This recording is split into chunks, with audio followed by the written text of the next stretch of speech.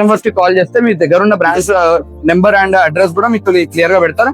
మీరు అక్కడికి వెళ్ళిన డీటెయిల్స్ అన్ని క్లియర్ గా తెలుసుకోవచ్చు. Thank you.